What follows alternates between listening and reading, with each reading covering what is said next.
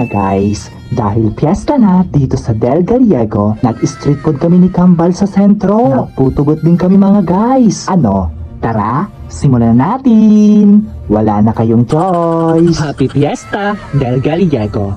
Dahil piyesta na sa lugar namin mga guys, dito sa Del Gallego, Camarines Sur, naisipan talaga namin ni Kambal na mag-street food. Nitong mga nakarang araw pa talaga namin ito gusto gawin. Buti na lang sakto at piyesta dito sa lugar namin ay talaga naman mga guys. Sobrang daming masarap na pagkain. Kaya hindi na namin pa ito pinalampas pa. Mukbang malala ang atake natin for today video.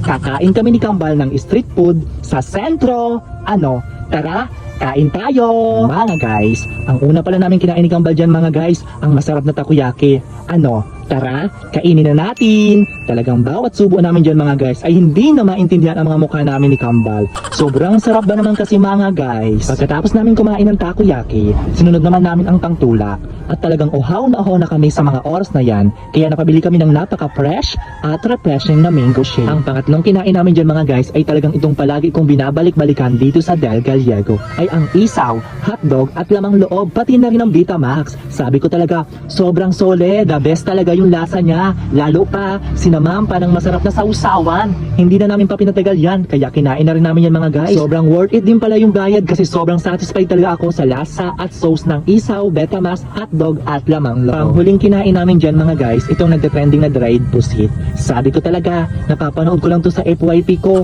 kaya sa sobrang curious ako sa lasa nito, tinay din namin siya mga guys. Medyo makona, pero nagustuhan ko talaga sa kanya is malasa yung pusit. Lasang pusit talaga siya mga guys, pero super sarap ng sibuyas, yun talaga ang nagustuhan ko. Yung sauce na suka at yung napakarami na overload na sibuyas, sobrang sarap niya talaga mga guys. Mas yung pa na-enjoy ko kumpara dun sa pusit. Pagkatapos namin mag-street food, naglakad-lakad din kami dyan mga guys, para naman bumaba yung kinain namin.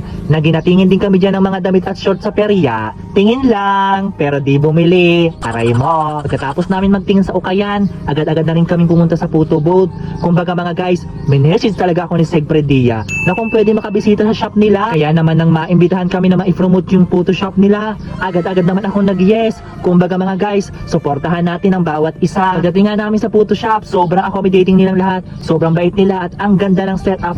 Tapos pati mga lighting at camera, sobrang nakaka-amaze talaga at ang ganda rin ng vibe. Super bait ng mama ni Boyet, very approachable talaga sa amin. May page din sila mga guys, Photoboom ang name, pwede nyo rin i-follow. Nag-upload din sila dyan ng lahat ng mga picture na mag-a-avail sa shop nila. Thank you Boyet and thank you sa Photoboom. Mga guys, bago ko tapusin ang video na to, nais ko lang i-shoutout at pasalamatan yung mga taong laging nanonood ng vlog ko. Thank you po! Shoutout kay Ate Jessa Lasik Talang, shoutout kay Ate Joy Beria Nueva Nogpo, shoutout kay Teta Manuela Nogpo, shoutout kay Ma'am Emily Semyon. Thank you so much po sa walang sawang panonood.